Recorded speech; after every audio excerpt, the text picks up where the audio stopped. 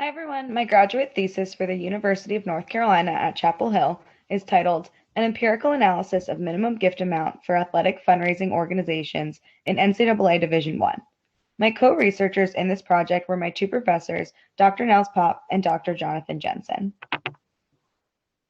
It is a known problem that college athletic departments need money. State funding for colleges is almost $9 billion less than it was during the recession. In the last 5 years, cash contributions for alumni and others became the top generated revenue item for both Division I FBS and FCS programs. Past research into collegiate athletics fundraising has focused mainly on donor behavior, donor retention, and donor motivations rather than looking specifically at giving levels.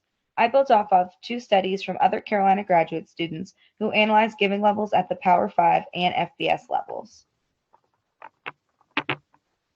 The purpose of this study is to examine the relationship between minimum gift amount for membership and the number of donors at the lowest donation tiers. A goal in the study was to determine if there is a relationship between the minimum gift amount and number of donors at that tier, as well as what additional factors are significantly related to the minimum gift amount. This topic is relevant to the sport industry due to the increasing importance placed on revenue generation in Division I athletics today. My research questions for this project are as follows. Number 1, what are the characteristics of the lowest donation level for all Division I schools with tiered giving systems? Number 2, is there a significant relationship between minimum gift requirement and amount of donors at the lowest tier? And number 3, what are other factors that have a statistically significant relationship with the minimum gift amount for membership among tiered donor programs at NCAA Division I institutions? For the literature review, I started with factors that impact donor giving. Wells found in 2001 that number of years of the experience of the development director, number of years full-time fundraising positions were established, season football ticket sales, total number of living alumni, and size of prospective donor list were statistically related to the annual fund giving. McAvoy in 2005 developed a model to predict annual contributions and found that football home attendance and conference affiliation had the strongest influence, followed by football winning percentage, type of institution, and men's basketball home attendance. In their 2008 study, Howard and Stinson found that a school's most prominent sport has the largest influence on giving. When a school does not have football, donors are influenced by men's basketball success. The most important takeaway from these studies are that they provided a baseline of factors to look at in my own research. Next, we looked at the effects of tiered pricing on purchases by examining other industries. In their study about organic food industry, Marion et al. Established price as a cue to product quality. Helmholtz in 2020 looked at airline and flight prices and found that consumers are willing to pay more for the same product to receive extra benefits, like free checked bags and better seats. In a 2013 ticketing study, Reese and Kerr observed that ticket prices for sporting events are determined by seat location and quality, but also that consumers choose these tickets for the same event at different price levels according to their perceived value. These studies conclude that consumers will pay more for perceived value and benefits.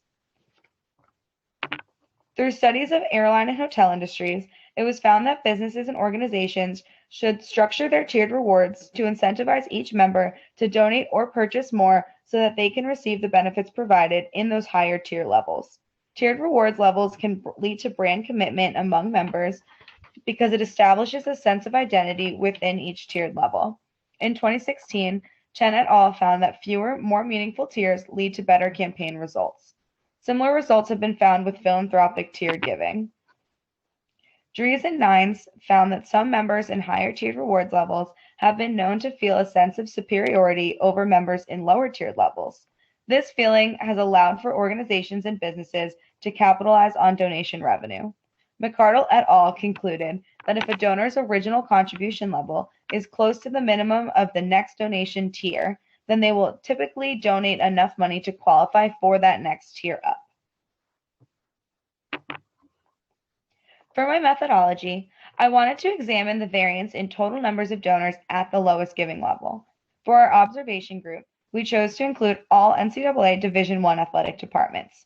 The total population was 357 schools in 32 conferences. To do so, a hierarchical regression model was used. In the hierarchical regression, we first control for common variables that we have seen in similar studies. These include variables for conference affiliation, athletic success, and institutional descriptives. Then, once we understand those, we can look at the variables that development staff can control.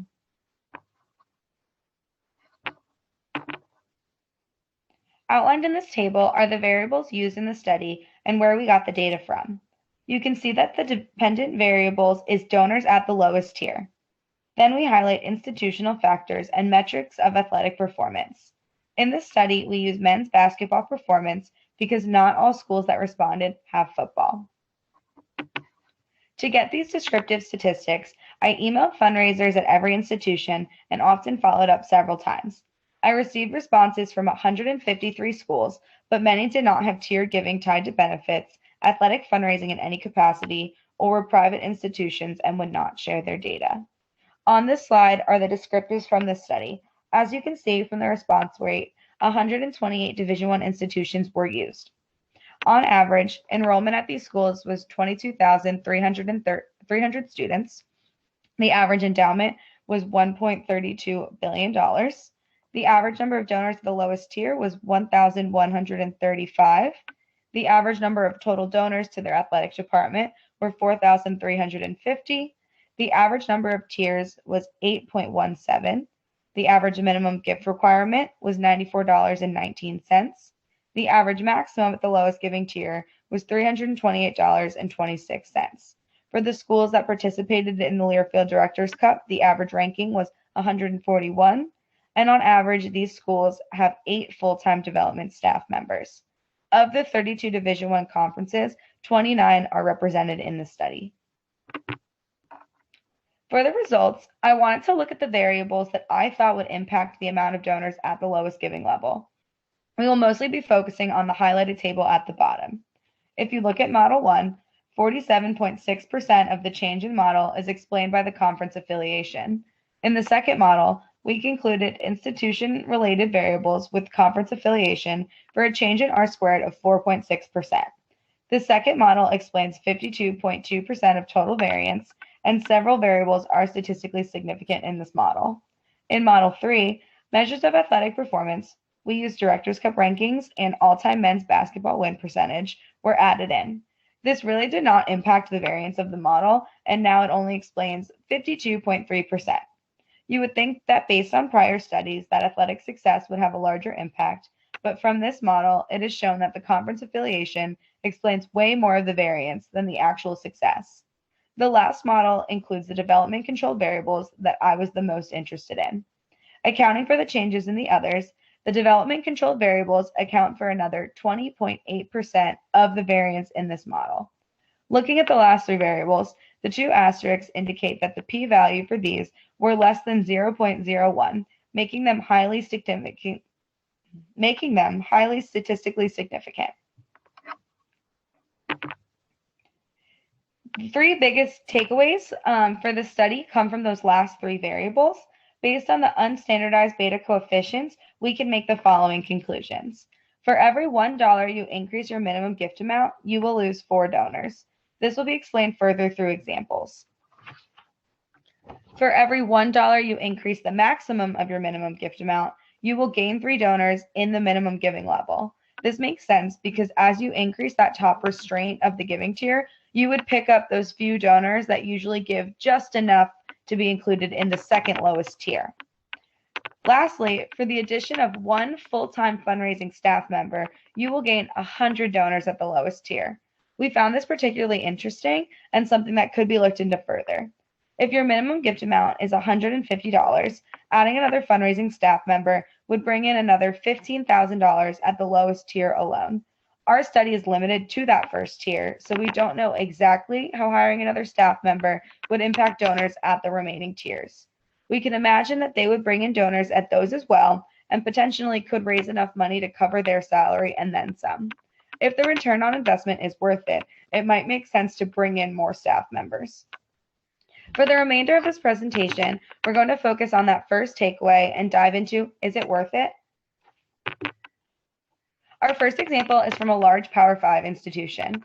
They have 3,193 donors at the lowest tier, and a minimum giving tier of $100 to $199. If they increase this level from $150 to $249, they would lose approximately 200 donors, leaving them with 2,993 at that level. For this school, they could make a large jump of $50 and make significantly more money, bringing in almost $130,000 more dollars. Now for a small school example, a Division I no football institution has 330 donors at their lowest tier. As you can see, a variety of increases were tested, but nothing was making a real difference. Even with a $5 increase, they were still making less money and losing donors. With the inverse relationship between minimum gift amount and the number of donors at the lowest tier, it could be assumed that decreasing the gift amount by $1 would bring in 4 donors. For some schools, like the one in question here, a decrease in your giving amount could be beneficial for your organization. Thank you so much for taking the time to listen to my presentation, and please reach out if you have any questions.